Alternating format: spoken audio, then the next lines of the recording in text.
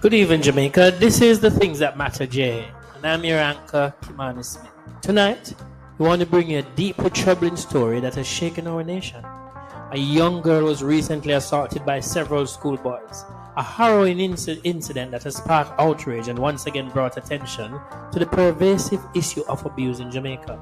We'll also delve into the broader implications of abuse, examine crime statistics, and highlight the government's ongoing efforts to tackle these issues.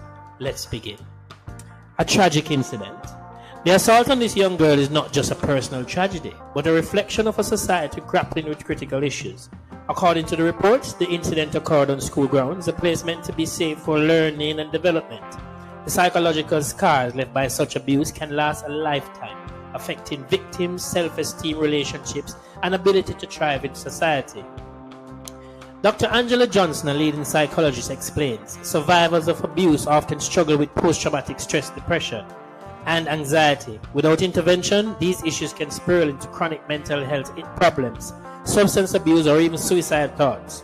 For young victims, the trauma can hinder their education and social development, perpetuating cycles of poverty and vulnerability. Jamaican crime statistics and abuse. Jamaica's crime statistics paint a grim picture of abuse, particularly against women and children.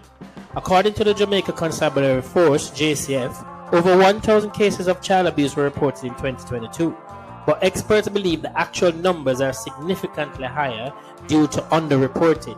For every male victim of abuse, there are approximately 3 female victims, highlighting a gender dimension to the issue. The problem doesn't end with abuse. Jamaica also grapples with alarming rates of missing children, predominantly girls. The Child Protection and Family Services Agency has noted that more than 1,500 children go missing annually, with around 200 remaining encountered for each year. Where do these missing girls go? Human trafficking, exploitation, and unsafe domestic conditions are among the leading causes. These are critical areas where intervention is urgently needed. Abuse and missing persons are just one facet of Jamaica's crime landscape. The island continues to battle high rates of violent crime, including murder, armed robbery, and gang-related violence. As of October this year, Jamaica's murder rate remains one of the highest in the world, with more than 1,300 homicide reports. The roots of this violence run deep, intertwined with socio-economic disparities, a lack of educational and employment opportunities, and systematic corruption. The Jamaica government has launched several initiatives to combat crime, however, but the road ahead is very long. The zones of special operations and the states of emergency aim to clamp down on violence in hotspot areas.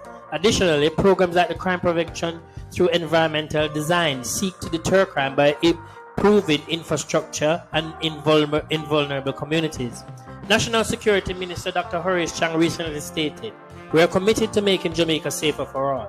This requires a holistic approach addressing not just the symptoms of crime, but also the root causes.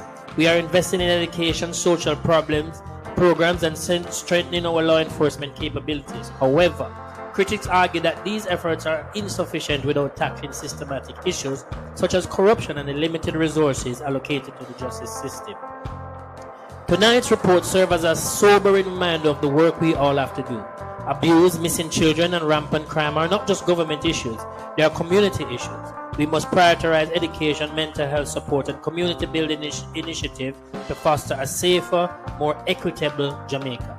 If you or someone you know has been affected by abuse, please reach out to the CPFCSA or the National Children's Registry at 1-888-PROTECT. Help is available. These have been The Things That Matter, JA.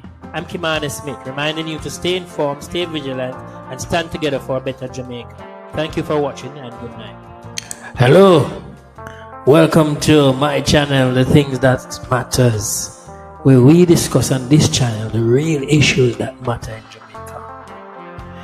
You see, recently a 16-year-old girl was abused by several boys.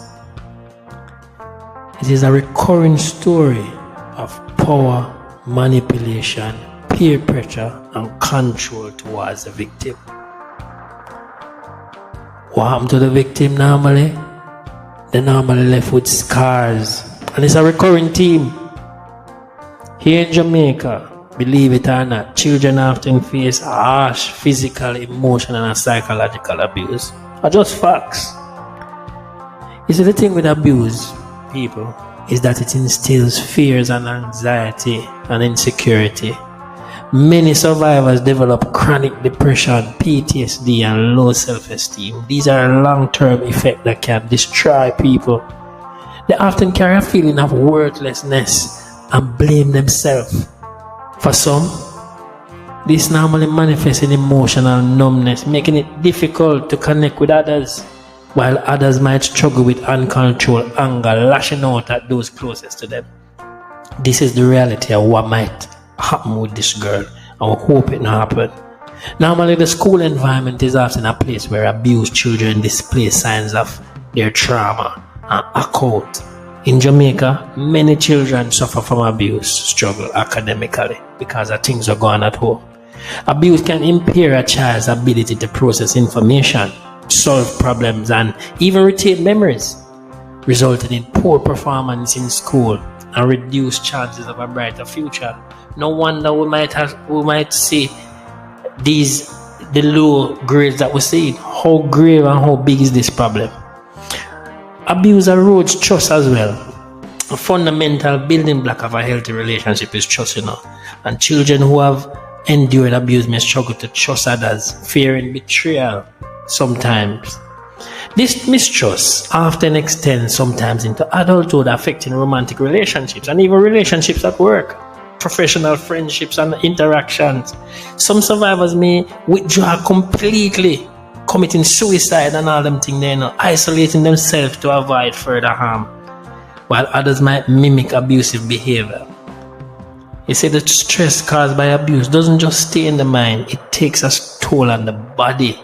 Children exposed to long-term abuse are more likely to develop chronic illnesses later in life, such as heart disease, diabetes, and high blood pressure. Stress is a silent killer. It weakens the immune system, leaving them vulnerable to illness.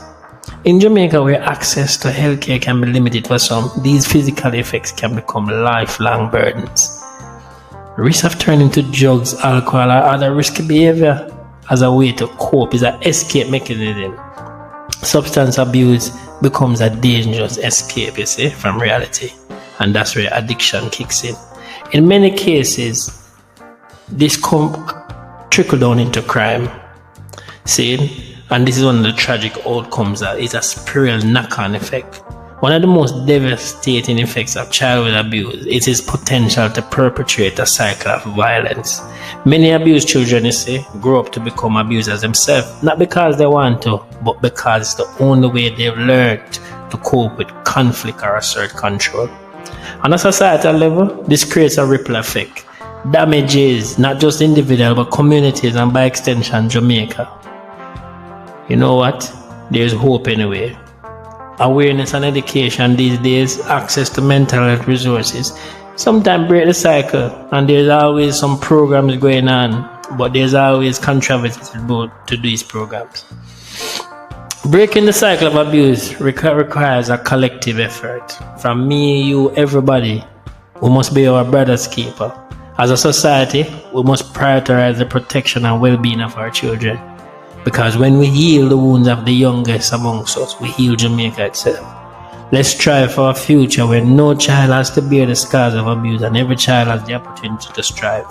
We must become our brother's keepers. We live in a very individualistic society. We must raise the flag wherever we go, in our home, to our next door neighbor, and become selfless. Let's start, make a new start today now. Big up on yourself.